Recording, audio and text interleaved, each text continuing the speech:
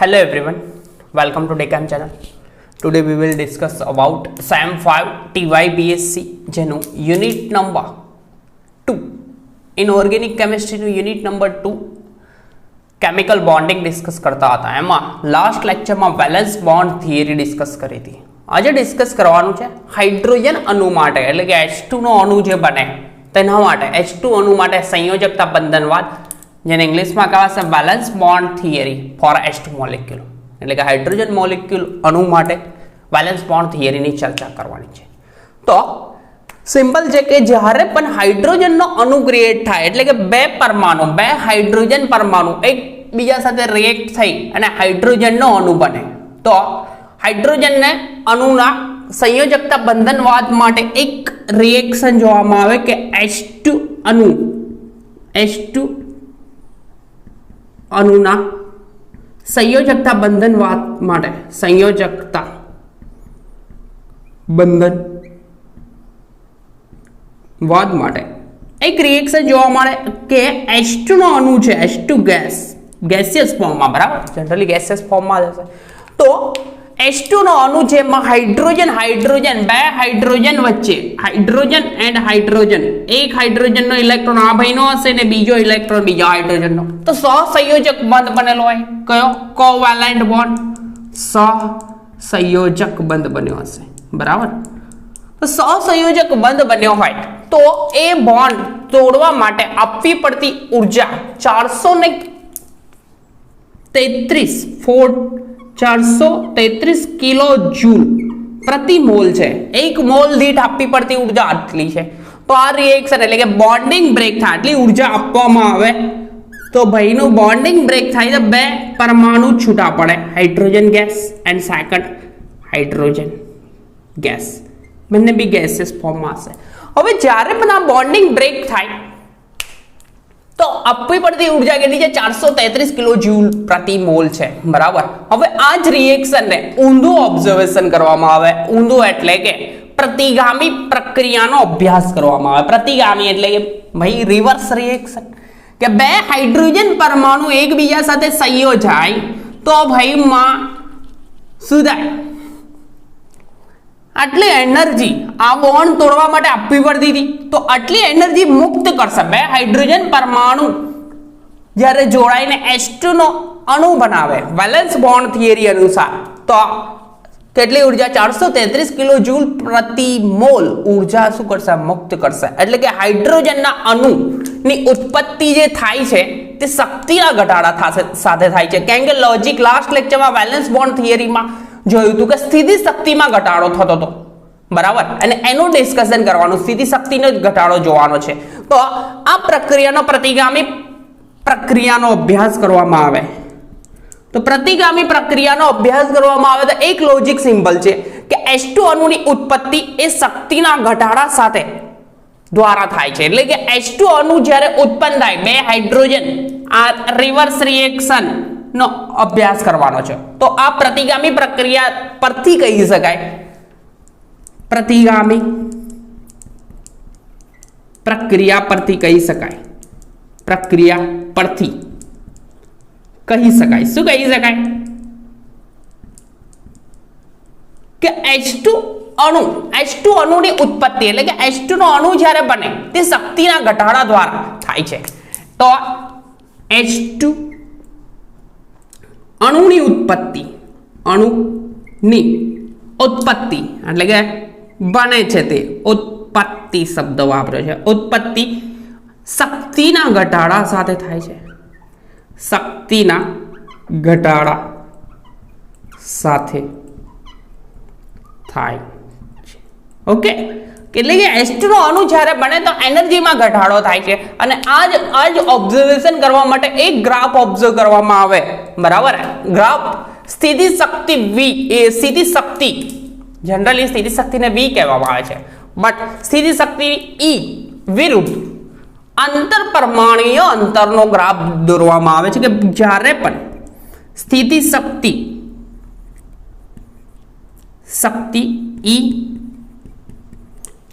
શક્તિ E okay વિરુદ્ધ ઊભી line પર હશે સ્થિતિ શક્તિ વિરુદ્ધ અંતર પરમાણુય અંતર એટલે કે બે પરમાણુ વચ્ચેનું અંતર, આંતર પરમાણુય અંતર જેને R0 કહેવામાં આવે છે. અને હાઇડ્રોજન માટે આ આંતર પરમાણુય અંતર લગભગ 0.74 એંગસ્ટ્રોમ જેટલું છે. બરાબર, તો 74 એંગસ્ટ્રોમ એટલે કે 0.74 એંગસ્ટ્રોમ જેટલા નજીક આવી જાય, એક બોન્ડ નજીક આવી જાય તો એમાં લાગતું આકર્ષણ અને અપાકર્ષણ, બરાબર, એ બંને સરખા થાય, લગભગ સરખા થાય, સમાન થાય. તો તે વખતે સ્થિતિ શક્તિ એટલે કે આકર્ષણ અને અપાકર્ષણના કારણે સ્થિતિ શક્તિનો સરવાળો કરવામાં આવશે. બરાબર, અને એ સરવાળો આગળ કરવાનો છે. તો કરવામાં આવે તો સ્થિતિ શક્તિનું મૂલ્ય ન્યૂનતમ બને અને અણુસ્થાયી બને. બરાબર, તો આમાં થાય છે શું તે જોઈ લઈએ. તો આપણે ગ્રાફ દોરવામાં આવે કે એનર્જી E વિરુદ્ધ એનર્જી E, બરાબર, શક્તિ E વિરુદ્ધ સ્થિતિ શક્તિનો આલેખ દોરવામાં આવે. બરાબર, એક જ સેકન્ડ મારે પરફેક્ટ હશે, અહીંયા સુધી તો છે જ. તો સ્થિતિ શક્તિ E, એનર્જી E, સ્થિતિ શક્તિ E વિરુદ્ધ આંતર પરમાણુય અંતર, આંતર પરમાણુય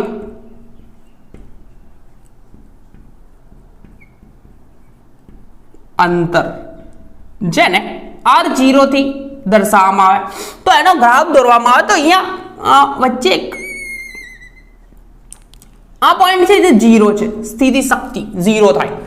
તો શરૂઆતમાં ભાઈઓ અનંત અંતરે હોય, અનંત અંતરે હોય એટલે કે કોઈ પણ પ્રકારનું આકર્ષણ કે અપાકર્ષણની આંતરક્રિયા થતી ના હોય આ ભાઈઓ વચ્ચે, એટલે કે બે હાઇડ્રોજન પરમાણુ વચ્ચે કોઈ પણ આકર્ષણ અપાકર્ષણની આંતરક્રિયા થતી ન હોય. બરાબર, તો તે વખતે એની એનર્જી વધારે હોય. બટ જેમ જેમ નજીક આવે એટલે કે નવા પ્રકારના આકર્ષણ અને અપાકર્ષણ થાય અને એક ડિસ્ટન્સ આ R0 0.74 એંગસ્ટ્રોમ આટલા અંતરે આ ભાઈમાં શું થાય, મેક્સિમમ ઘટાડો થાય, સ્થિતિ શક્તિમાં ઘટાડો થાય. બરાબર, તો સ્થિતિ શક્તિમાં ઘટાડો થાય એન્ડ ત્યારબાદ ગ્રાફ કંઈક આવો જાય છે, એટલે કે એક અંતરે મેક્સિમમ સ્થિતિ શક્તિમાં ઘટાડો થાય છે. બરાબર, તો તે આ જે અંતર છે તેને બંધ અંતર કહેવામાં આવે છે. આનાથી વધારે નજીક જઈ શકતા નથી કેમ કે આકર્ષણ અને અપાકર્ષણની આંતરક્રિયાઓ વધી જાય અને અણુ અસ્થાયી બને ભાઈ. બરાબર છે, તો એ જ લોજિક જોવાનું છે. તો અમે રફ કરી દો આંતર પરમાણુય અંતર, કેમ કે તો થાય છે એવું શું થાય, સ્થિતિ શક્તિમાં મેક્સિમમ ઘટાડો થાય અને આ જે આટલા અંતરે એટલે કે હાઇડ્રોજન અણુ જ્યારે ક્રિએટ થાય તો તે વખતે આ R0 આંતર પરમાણુય એટલે કે બે પરમાણુ વચ્ચેનું અંતર કેટલું 0.74 એંગસ્ટ્રોમ જેટલું થાય. તે વખતે મેક્સિમમ એટલે કે આકર્ષણ અને અપાકર્ષણની આંતરક્રિયા લગભગ સમાન થાય એટલે કે સ્થિતિ શક્તિમાં ઘટાડો થવાનો છે. અને આ સ્થિતિ શક્તિનો જે ઘટાડો થાય, બરાબર, એટલે કે અનુસ્થાયી બને. ખબર પડી? એકદમ સિમ્પલ છે. ત્યાર પછી બીજું લોજિક આ રફ કરી દો. હાઇડ્રોજન અણુની ઉત્પત્તિ એટલે કે આ 433 કિલો જૂલ જેટલી ઉર્જામાં ઘટાડો થાય છે. કેટલો? 433 કિલો જૂલ પ્રતિ મોલ, એક મોલ દીઠ આટલી ઉર્જામાં ઘટાડો થાય છે. તો શરૂઆતમાં આપણા ભાઈઓએ પહેલું વિચાર્યું કે સપોઝ ધારો કે બે હાઇડ્રોજન પરમાણુ એકબીજાથી અનંત અંતરે દૂર છે, તે વખતે અનંત અંતરે એટલે કે એની એનર્જી કેવી હશે, સ્થિતિ શક્તિ મહત્તમ હશે. અનંત અંતરે દૂર છે, અનંત અંતરે દૂર હોય તો આ ભાઈઓ પર બે પરમાણુ પર હાઇડ્રોજન પરમાણુ પર કોઈ પણ પ્રકારનું આકર્ષણ કે અપાકર્ષણની આંતરક્રિયા હોય નહીં. તો તે વખતે આ ભાઈઓનું તરંગ વિધેય લખવામાં આવે, પરમાણુનું તરંગ વિધેય લખવામાં આવે તો એકદમ સિમ્પલ તરંગ વિધેય થશે. કોઈ પણ પ્રકારની આકર્ષણ અપાકર્ષણ આંતરક્રિયા થતી નથી. તો તે વખતેનું તરંગ વિધેય, શરૂઆતનું તરંગ વિધેય લખશું અને અંતિમ તરંગ વિધેય લખીશું કે એ ભાઈઓ બોન્ડિંગ બની ગયા બાદ એટલે કે સહસંયોજક બંધ બની ગયા બાદ આ લોકોનું તરંગ વિધેય કેવું આવે છે એ બી ડિસ્કસ કરીશું. અને આ થિયરીમાં જોવાનું છે સ્થિતિ શક્તિ, આ એનર્જીનું કેલ્ક્યુલેશન છે. બરાબર, એનર્જી કેલ્ક્યુલેટ કરીને શ્રોડિંજર સમીકરણમાં મૂકવામાં આવશે. કઈ રીતના આવશે? एक्सप्लेन करूँ छुं, एकदम सिंपल वस्तु है, खाली थियरी थोड़ी लेंदी है, लेंदी એટલે એટલી બી નથી લેંદી, બરાબર છે। तो वेट परफेक्ट रब कर लो।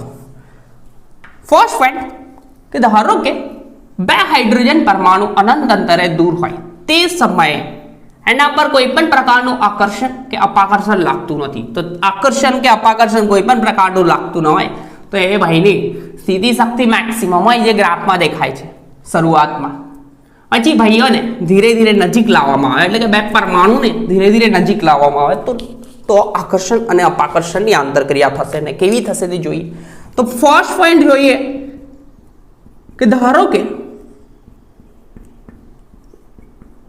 H2 અણુના બે પરમાણુ, ધારો કે બે પરમાણુ લખીએ ને, H2 અણુ કામ લખીએ, ધારો કે બે પરમાણુ HA and HB એકબીજાથી અનંત અંતરે દૂર છે, અનંત અંતરે દૂર છે, તે સમયે કોઈ પણ પ્રકારની આકર્ષણ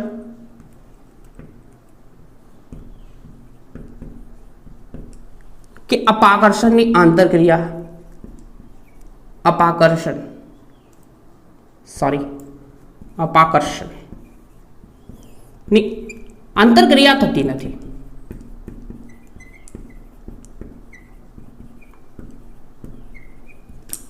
ત્યારે આ પરમાણુનું તરંગ વિધેય કેવું હોય તેની વાત છે। તો તે સમયે આ સમયે તરંગ વિધેય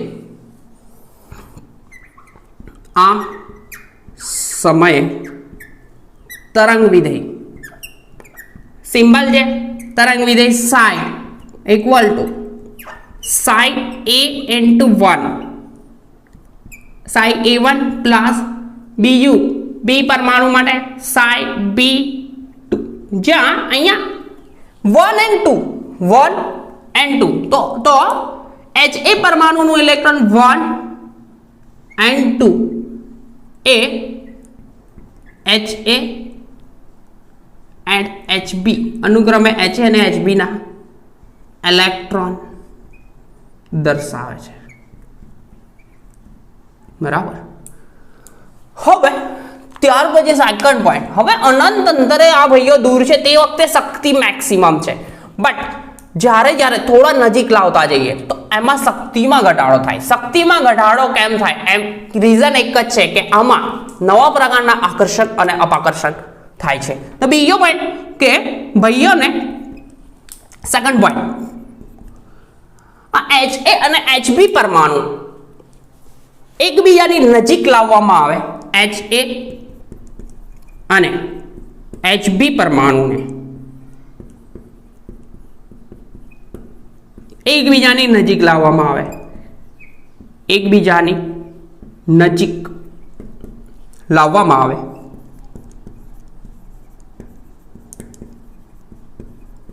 તો નવા પ્રકારના આકર્ષણ અને અપાકર્ષણ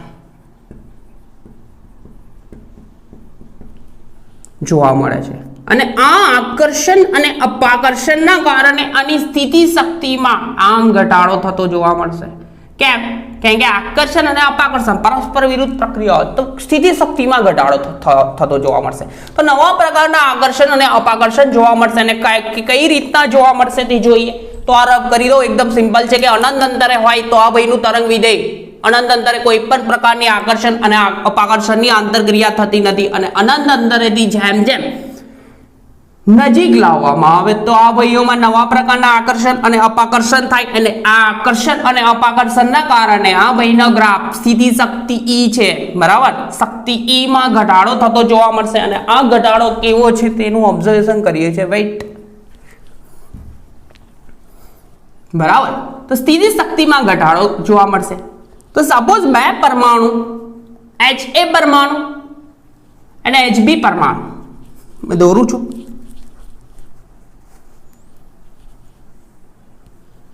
જેના પોતાના ઇલેક્ટ્રોન એટલે કે પરમાણુ હોય એના ઇલેક્ટ્રોન પ્રત્યે તો આકર્ષણ હોય છે, બટ બીજાના પરમાણુ નજીક આવશે તો નવા પ્રકારના આકર્ષણ અપાકર્ષણની આંતરક્રિયા થશે. અને કેવી થાય છે જોઈ લઈએ. વેઇટ.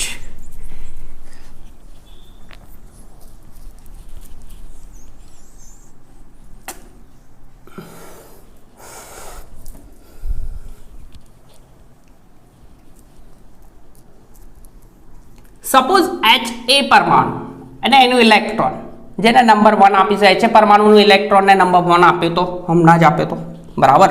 એન્ડ B પરમાણુ જેનું ઇલેક્ટ્રોન નંબર 2 કહીશું. તો જોઈએ કઈ રીતનું થાય છે. તો HA પરમાણુ જેનું કેન્દ્ર મેં દોરીશ બરાબર. HA પરમાણુ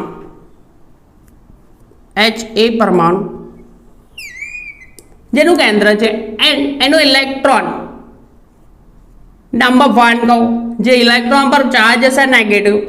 તો HA પરમાણુ અને એનું ઇલેક્ટ્રોન એ પોતાના ઇલેક્ટ્રોન પ્રત્યે એટલે કે HA પરમાણુ એની આજુબાજુમાં ઓર્બિટલમાં કક્ષકમાં ઇલેક્ટ્રોન ભ્રમણ કરતો હશે તો એટ્રેક્શન તો હોવાનું બરાબર. તો HA પરમાણુ ઇલેક્ટ્રોન 1 કહું એન્ડ બીજો પરમાણુ જે આપણા જોડે HB પરમાણુ એને ઇલેક્ટ્રોન નંબર એ પોતાનું ઇલેક્ટ્રોન હશે E2 ઇલેક્ટ્રોન બરાબર, નંબર 2 કીધો તો. તો આ બે ભાઈઓ જ્યારે નજીક આવતા જાય તો થશે કેવું, HA પરમાણુ દેખાય છે અને પોતાનું ઇલેક્ટ્રોન નંબર 1 જેનો ચાર્જ નેગેટિવ છે. તો HA પરમાણુ અને ઇલેક્ટ્રોન વચ્ચે એક એટ્રેક્શન તો હશે. ત્યાર પછી આપણો ભાઈ કોણ છે, બીજો HB પરમાણુ દેખાય છે, એનું પોતાનું ઇલેક્ટ્રોન કોણ છે E2 એ પોતાની ઓર્બિટમાં ભ્રમણ કરતું હશે તો E2 પ્રત્યે પણ આકર્ષણ હોય.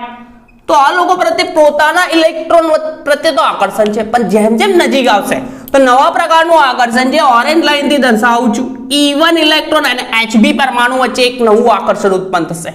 એન્ડ HA પરમાણુનું કેન્દ્ર એટલે કેન્દ્રમાં ચાર્જ પોઝિટિવ હોય યાર, અહીંયા પોઝિટિવ ચાર્જ હશે. HA પરમાણુનું કેન્દ્ર પોઝિટિવ અને નેગેટિવ વચ્ચે નવું એટ્રેક્શન.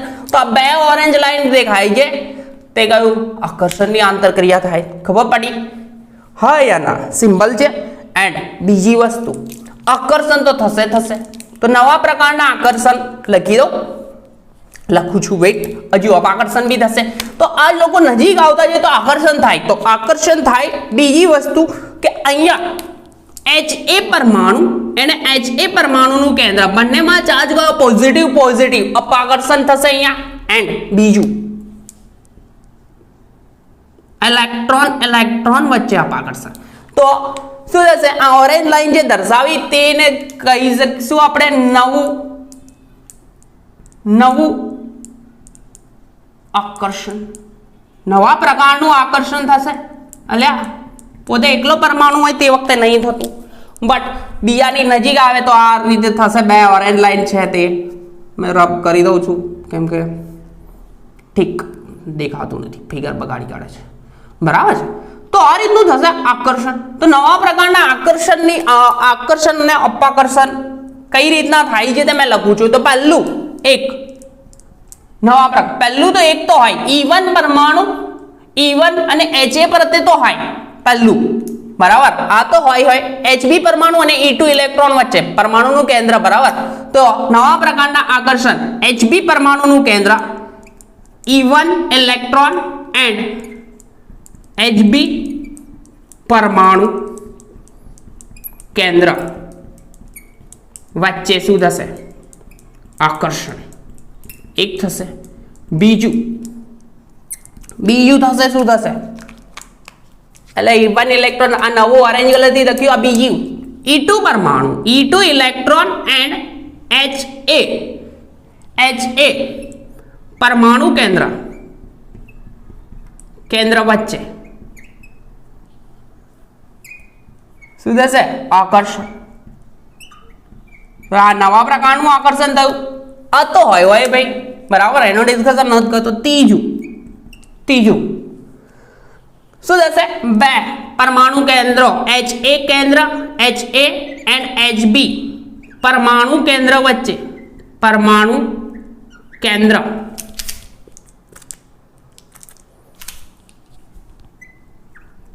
વચ્ચે શું થશે? અપાકર્ષણ. હા યા ના, એકદમ સિમ્પલ છે. એન્ડ લાસ્ટ વન, બે ઇલેક્ટ્રોન E1 અને E2 ઇલેક્ટ્રોન વચ્ચે લાગતું અપાકર્ષણ. તો અહીંયા ડાઉન સાઈડ દેખાશે આઈ થિંક દેખાશે perfect. E1 and E2 electron વચ્ચે અપાકર્ષણ.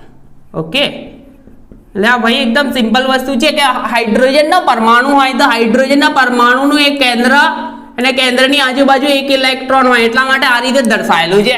બરાબર. તો HA પરમાણુ અને HB પરમાણુ જ્યારે અનંત અંતરેથી નજીક આવે તો નવા પ્રકારના આકર્ષણ અને અપાકર્ષણ થાય.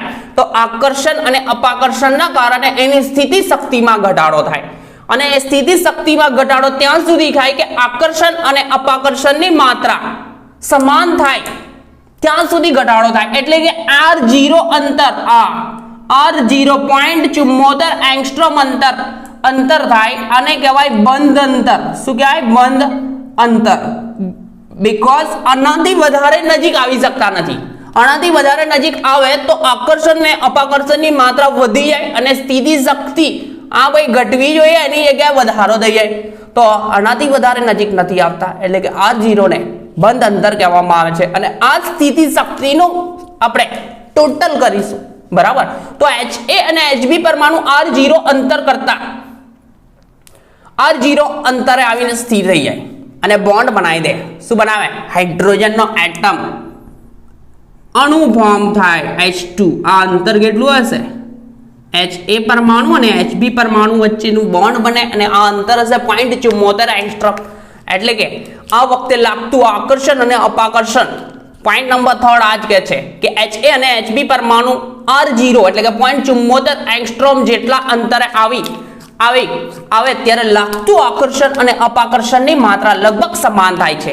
એટલે કે ત્યારથી વધારે નજીક જઈ શકતા નથી, અને જો જાય તો શું થાય? આકર્ષણ અપાકર્ષણ વધી જાય. એ પોઈન્ટ નંબર 5 છે, એનું ડિસ્કશન પછી કરીશું. તો આ અંતરને બંધ અંતર કહેવામાં આવે છે. બંધ અંતર R0 કેટલું છે? 0.74 એંગસ્ટ્રોમ છે.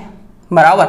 હવે આ સ્થિતિ શક્તિ એટલે કે આ સ્થિતિ શક્તિ નો આપણે સરવાળો કરવામાં આવે, એટલે કે લાગતા આકર્ષણ અને અપાકર્ષણનો સરવાળો કરવામાં આવે તો કઈ રીતના થાય તે? તો સ્થિતિ શક્તિ V નું કેલ્ક્યુલેશન કરવાનું છે. તો ટોટલ કેટલા પ્રકારના? આ 4 અને પોતાના ઇલેક્ટ્રોન વચ્ચે તો લાગતું અપાકર્ષણ હશે. તો લખીએ છે, રબ કરી દઉં. રબ કરવાની જરૂર ખરી? આ ગ્રાફ રબ કરવો પડશે. તો પછી રબ કરું? હા, રબ કરી દઉં, વાંધો છે. સ્થિતિ શક્તિમાં ઘટાડો થાય 0.74 એંગસ્ટ્રોમ. બરાબર. તો બીજા બે અપાકર્ષણ બી થશે. તો મેં રબ કરી દઉં આને, વાંધો છે, કેમ કે સ્પેસ યુઝ કરવી છે. નવું અપાકર્ષણ મોલેક્યુલ VB થિયરી બી રબ કર્યો છે. આ રવા દઈશું કેમ કે આ તો જરૂર છે. તો હવે લાગતા નવા આકર્ષણ અને અપાકર્ષણ તો લખી દીધા, બટ એ સિવાય ભયમાં બીજા બે આકર્ષણ લખવાના રહી ગયા છે. રહી નહીં થઈ ગયા, આ નવા લખ્યા છે, નવું ઉત્પન્ન થયું તે, બટ ઓલરેડી હોય તે તો લખવા જ પડે. તો પોતાનું કેન્દ્ર એટલે કે HA પરમાણુ એને એના ઇલેક્ટ્રોન વચ્ચે લાગતું આકર્ષણ જે ગ્રીન લાઈન થી દર્શાવ્યું છું તે ટોટલ 6 પ્રકારના થશે. બરાબર. કેટલા? 6.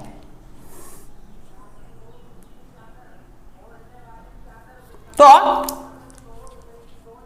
વેટ ભાઈને હરકું કરી દઈએ અહીંયા.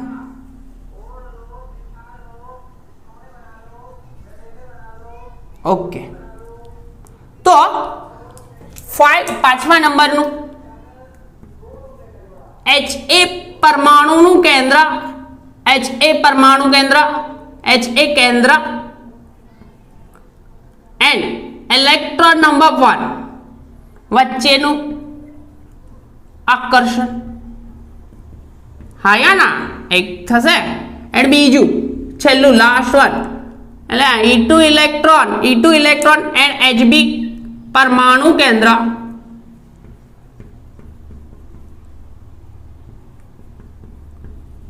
વચ્ચે નું આકર્ષણ, હા યા ના? તો ટોટલ 6 પ્રકારના આકર્ષણ અપાકર્ષણની આંતરક્રિયા થાય. હવે આંતરક્રિયા થાય તો આકર્ષણની આંતરક્રિયા થાય તો કઈ રીતે દર્શાવવાનું તે તો જોઈ લો. અને મેં ચેન્જ કરી લો, E1 અને H પરમાણુ કેન્દ્ર લખું, શું પ્રોબ્લેમ છે? આગળ પાછળ થઈ ગયું, લખી કાઢ્યા યાર. વેટ, અહીંયા મેં લખું, ખબર હતી. ચલો ફરીથી મહેનત તો કરવી જ પડશે, નસીબમાં મહેનત લખેલી છે તો ફરીથી લખું છું. E1 ઇલેક્ટ્રોન એન્ડ Ha કેન્દ્ર, હજી ગ્રીનથી દર્શાવું, Ha પરમાણુ કેન્દ્ર વચ્ચે શું લાગે? આકર્ષણ, એનું આકર્ષણ. એન્ડ બીજું છે E2 ઇલેક્ટ્રોન એન્ડ Hb પરમાણુ કેન્દ્ર વચ્ચે શું લાગે? એટલે આકર્ષણ ના દશે વચ્ચે લાગતું લખી દઈએ. ચલો, લાગતું આકર્ષણ બળ. હવે આ વયો પર આટલા આકર્ષણ અપાકર્ષણ થાય છે, એમાં 0.74 એંગસ્ટ્રોમ R0 0.74 એંગસ્ટ્રોમ થી વધારે નજીક આવી શકતા નથી, હા કે ના? 0.74 એંગસ્ટ્રોમ થી વધારે નજીક આવી શકતા નથી. અને આ વખતે તે સમયે આ ભાઈ પર લાગતા આકર્ષણ અને અપાકર્ષણ બળોની સ્થિતિ શક્તિ ગણવામાં આવે તો આકર્ષણ બળ લાગે તો અહીંયા જુઓ દર્શાવવામાં આવે છે માઇનસ. આકર્ષણ હોય તો ઓલવેઝ માઇનસમાં દર્શાવવાનું, તો માઇનસ E² અપન એમના વચ્ચેનું અંતર R.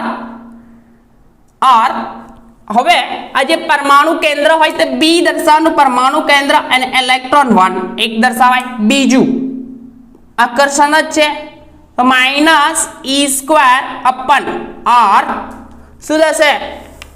એટલે પરમાણુ કેન્દ્ર કયું છે? A એન્ડ ઇલેક્ટ્રોન કયો છે? 2. નવા પ્રકારનું હતું. ત્યાર પછી ત્રીજું શું છે? અપાકર્ષણ, તો અપાકર્ષણ પોઝિટિવમાં આવશે. શું થશે? 2 છે AB પરમાણુ કેન્દ્ર તો E² અપન R AB and last one દેખાશે. શું થશે? E² અપાકર્ષણ છે અપન R શું થશે? 1 2 થશે, ઇલેક્ટ્રોન 1 અને ઇલેક્ટ્રોન 2. અને અહીંયા E² અપન R A into 1 એટલે આ પોતાનું જ પરમાણુ કેન્દ્ર ને પોતાના ઇલેક્ટ્રોન વચ્ચે લાગતું આકર્ષણ છે એટલે માઇનસ ચિહ્ન આવશે ભાઈ, હા કે ના? માઇનસ E² અપન R બરાબર. અને લાસ્ટ વન ઇક્વલ ટુ આ બી માઇનસમાં E² અપન કોણ છે? પરમાણુ કેન્દ્ર કયું છે? R. એમના વચ્ચેનું અંતર ડિસ્ટન્સ B પરમાણુ એનું ઇલેક્ટ્રોન 2 બરાબર. 2 ને 2 વડે દર્શાય તો કુલ સ્થિતિ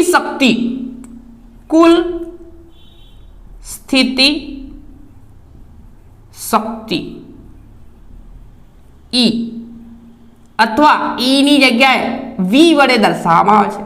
શેના વડે? V બરાબર. સ્થિતિ શક્તિ V. તો V માં ટોટલ કરીશું, પહેલા લખીશું આપણે આકર્ષણ વાળા બધા. તો આકર્ષણ વાળા દેખાય છે, કુલ સ્થિતિ શક્તિ લખવાની છે તો કઈ લખું? પહેલી આકર્ષણ નવા પ્રકારના પહેલા લખીશું, જોઈ લો. તો કુલ સ્થિતિ શક્તિ લખીશું પહેલી માઇનસ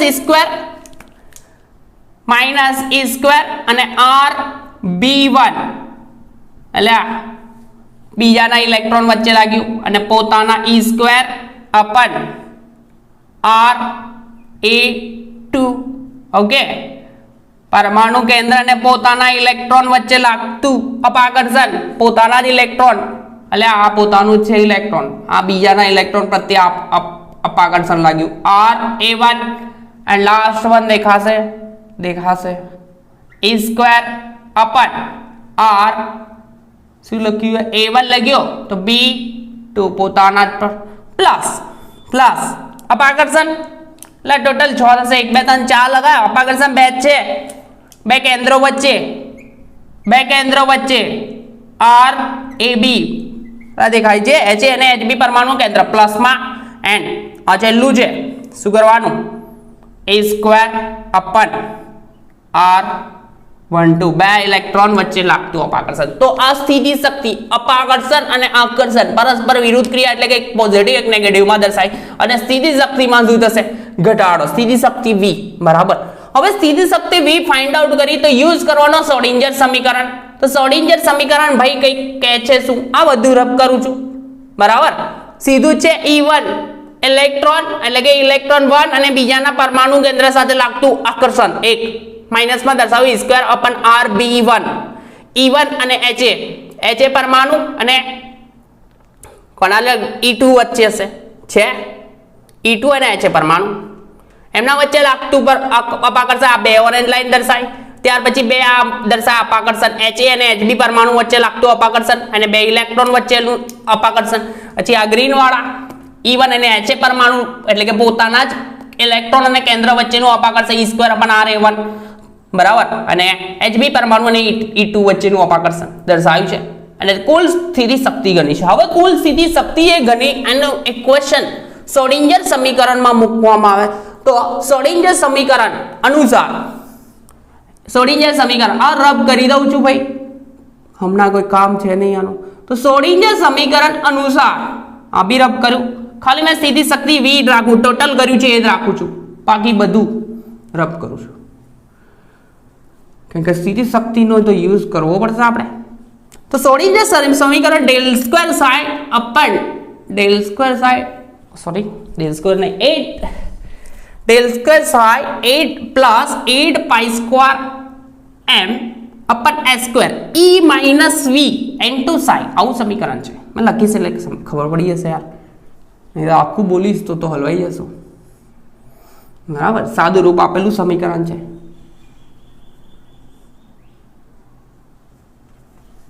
તો શ્રોડિંજર સમીકરણમાં આ વેલ્યુ મૂકવામાં આવે અને સોલ્યુશન કરવામાં આવે છે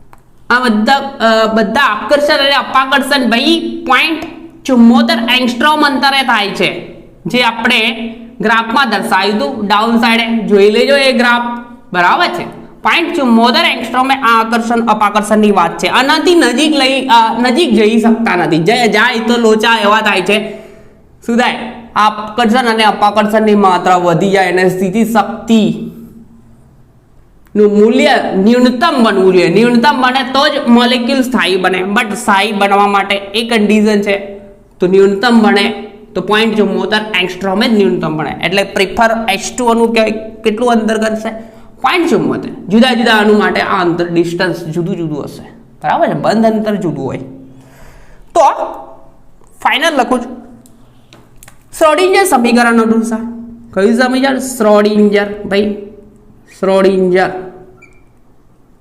સમીકરણ અનુસાર શ્રોડિંજર સમીકરણ શું કહે છે del square Sai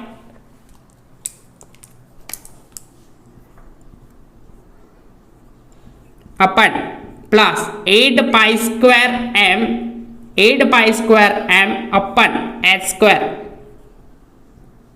e minus v into psi equal to 0 तो હવે આપણે કુલ સ્થિતિ શક્તિ જે ગણી ટોટલ કરી છે એ આ સમીકરણમાં મૂકવાની ઇક્વલ ટુ 0 તો આ થયું ભાઈ વેવ મિકેનિક્સ આવી ગયો આમાં તો આ del square sin 8 pi square m बराबर अपन s square as it is e भी as it is but અહીંયા આ માઈનસ ચિહ્ન છે આ भी માઈનસ તો માઈનસ માઈનસ પ્લસ ડાયરેક્ટલી લખી દો સાદુરૂપ માઈનસ વાળા બધા પ્લસ તો e સ્ક્વેર અપન rb1 હાયા ના લે નવું પ્રકારનું ઉત્પન્ન થયું હતું તે e સ્ક્વેર અપન ra2 હશે લા બીજાના ઇલેક્ટ્રોન વર્તે લાગે આકર્ષણ થયું. ત્યાર પછી પોતાના જ E² અપન RA1 પોતાના ઇલેક્ટ્રોન વચ્ચે અને E² અપન RB2 બી હોય પરમાણુ અને પોતાનો ઇલેક્ટ્રોન 2 હતો તેના વચ્ચે માઇનસ. આ બે માઇનસ થઈ જશે. રબ કરી દો તો આપણી સ્પેસ બી બચી જાય.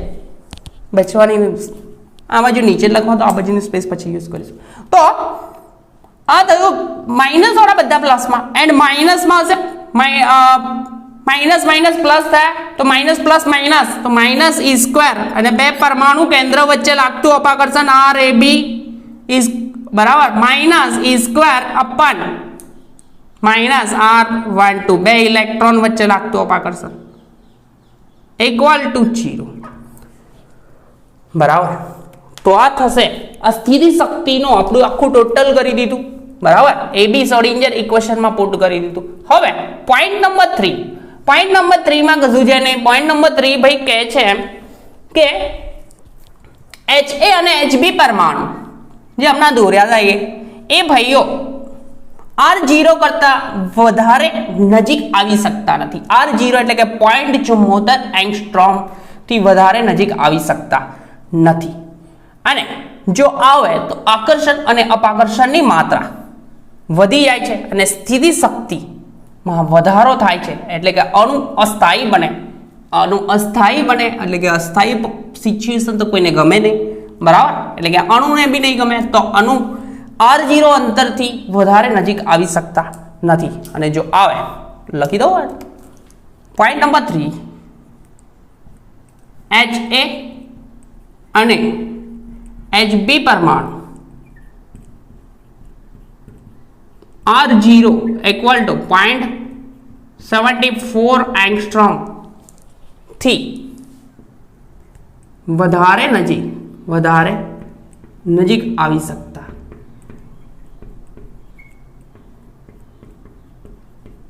નથી. કારણ કે આકર્ષણ અને અપાકર્ષણની માત્રા કારણ કે આકર્ષણ અને અપાકર્ષણની માત્રા વધી જાય છે. અપાકર્ષણની માત્રા શું થાય વધે છે અને સ્થિતિ શક્તિ વધે અને અણુ કેવો બને અને અણુ અસ્થાયી બને અને અણુ અસ્થાયી બને છે. કેવો બને અસ્થાયી બને. આકર્ષણ કરતા અપાકર્ષણની માત્રા વધી જશે ભાઈ. આકર્ષણની માત્રા તો વધે બટ અપાકર્ષણની માત્રા વધી જાય અને અણુ અસ્થાયી બને છે. એન્ડ જ્યારે અણુ બની જાય બરાબર જ્યારે અણુ બને ત્યારે ચોથું જ્યારે H2 અણુ બને ત્યારે બંધ અંતર કેટલું હોય ભાઈ સિમ્પલ છે. R0 બરાબર 0.74 એંગસ્ટ્રોમ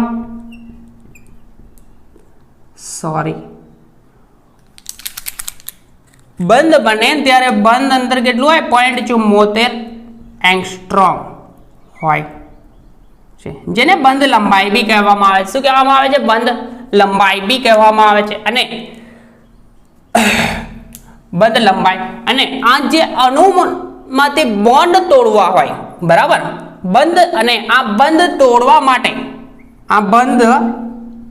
માટે કેટલી એનર્જી આપવી પડે તોડવા માટે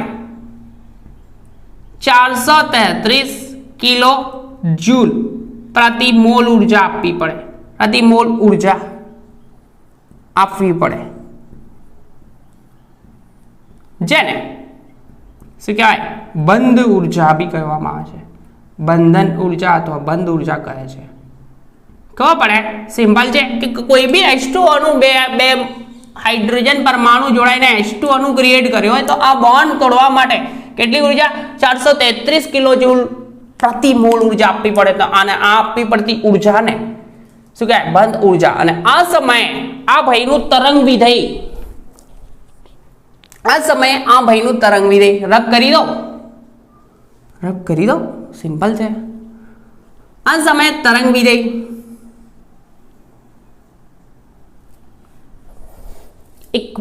એક લાસ્ટ પોઈન્ટ જ્યારે બંધ ઉર્જા કરે છે અને એક બીજો પોઈન્ટ કે જ્યારે અણુ બને લાસ્ટ પોઈન્ટ છે તો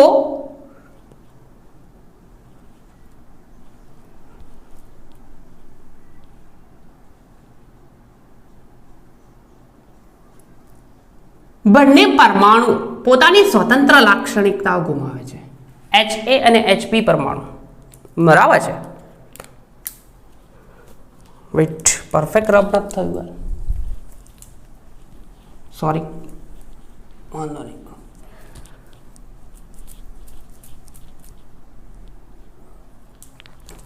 જ્યારે HA અને HP પરમાણુ જોડાઈ શું બનાવે H2 અણુ બનાવે H2 અણુ બનાવે ત્યારે તે પોતાની સ્વતંત્ર લાક્ષણિકતા ગુમાવે છે સ્વતંત્ર લાક્ષણિકતા ગુમાવે છે લોજિક એવું છે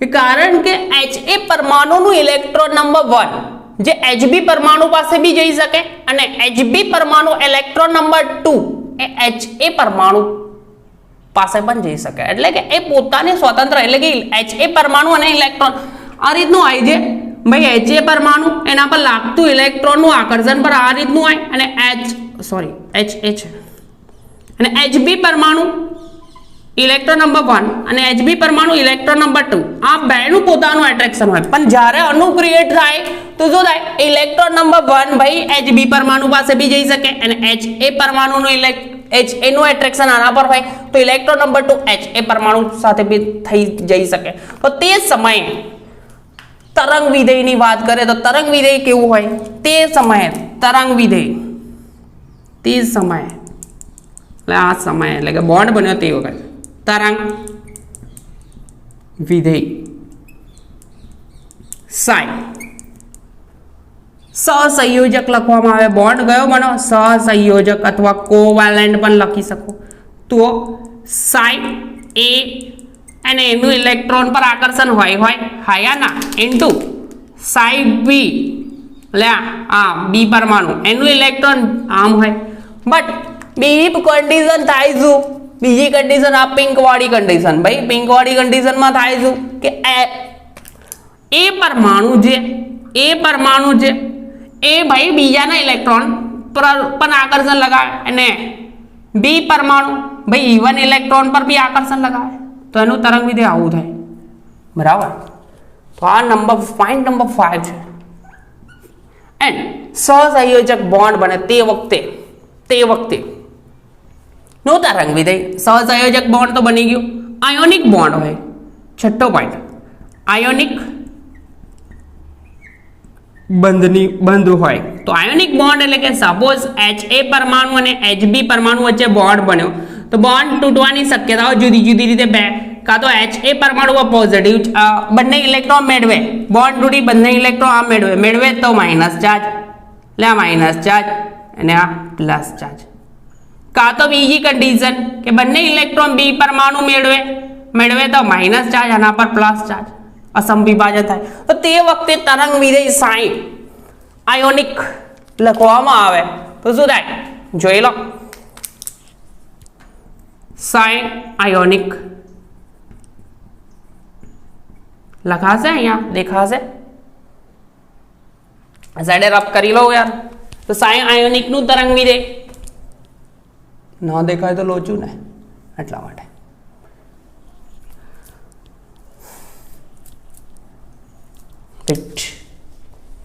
તો સાઈ આયોનિક નું તરંગ વિધેય થશે કેવું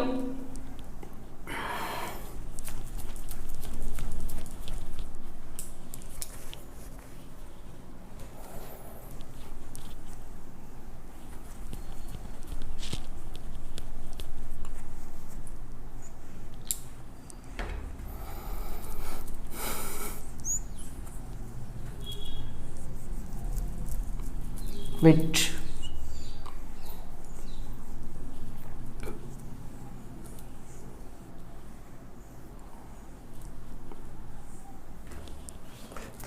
ionic तो ionic માં હું થશે એ પરમાણુ પહેલી કન્ડિશનમાં એ પરમાણુ ઇલેક્ટ્રોન પોતાનું તો હોય બટ આ ઇલેક્ટ્રોન બીજું બી લઈ જાય તો A1 into A2 લખી શકાય પ્લસ બીજી કન્ડિશન આ કે ભાઈ બી પરમાણુ ઇલેક્ટ્રોન 1 એટલે કે HA પરમાણુનું બી ઇલેક્ટ્રોન લઈ જાય એન્ડ પોતાનું તો હોય તો આ રીતે થાય તો ટોટલ साई ની વાત કરે તો साई કોવેલેન્ટ એટલે કે સહસંયોજક પ્લસ साई આયોનિક આ બંનેનો સરવાળો કરવાનો કશું છે નહીં આ વેલ્યુ જે આ વેલ્યુ એન્ડ ઉપર આ વેલ્યુ તો આ બંનેને પુટ કરી દેવાના તો કરી દઈએ નો પ્રોબ્લેમ છે આટલું કામ કર્યું છે આ છેલ્લું કામ તો साई A1 ले सहसंयोजक A1 into sign B2 okay आज करवानुं छे पुट प्लस साइन A2 ने साइन B1 हाया ना प्लस थशे आयोनिक फॉर्म में छे तेनुं लखी दीए प्लस साइन A1 बंने इलेक्ट्रॉन मेळवशे साइन A2 B परमाणुना बी इलेक्ट्रॉन मेळवी लेशे का तो साइन बी परमाणु जे बंने इलेक्ट्रॉन मेळवे ए नो बी मेळवी ले ने बी नो बी मेळवी ले बी नो तो होय ज पोताना जोड़े तो आ थयुं टोटल तरंग विधेय तो आ हती वेलेंस बॉन्ड थियरी संयोजकता बंधनवाद फोर्थ आना माटे H2O नुं अने एनो अंतर केटलुं 0.74 एंगस्ट्रॉमे आ बॉन्ड बने छे बने इलेक्ट्रॉननी भागीदारी थाय तो एक इलेक्ट्रॉन अणु तो आ रीतनुं बने छे बराबर नेक्स्ट लेक्चर में H2+ अणु माटे संयोजकता बंधनवाद जोईशुं जेमां सिंपल छे एक इलेक्ट्रॉन ओछो हशे बराबर एक इलेक्ट्रॉन ओछो हशे तो आकर्षण अपाकर्षण की आंतरक्रिया ओછી થશે बट थियरी तो एज इट इज આવી જ રહેશે કોઈ ચેન્જીસ નહીં હોય ખાલી ઇલેક્ટ્રોન ઓછો હશે એક ઇલેક્ટ્રોન ઊંચું થઈ જાય તો એક ઇલેક્ટ્રોન ઊંચું થઈ જાય એ રીતની થિયરી હશે જોઈશું નેક્સ્ટ લેક્ચરમાં બરાબર ત્યાં સુધી કન્ટિન્યુમાં પ્રિપેર કરતા રહો એન્ડ આપણી ચેનલને સબસ્ક્રાઇબ ના કરી હોય તો ભાઈ રેડ બટન પર ક્લિક કરજો બરાબર તો સીધી નોટિફિકેશન મળે એન્ડ સેકન્ડ યર BSc ના લેક્ચર કાર્બોહાઈડ્રેટ્સ ઓલરેડી બુટેડ છે એ સિવાયના એમિનો એસિડના લેક્ચર કન્ટિન્યુમાં આવશે બરાબર અને ફર્સ્ટ યરના બી આવશે બરાબર ત્યાં સુધી કન્ટિન્યુમાં પ્રિપેર કરતા રહો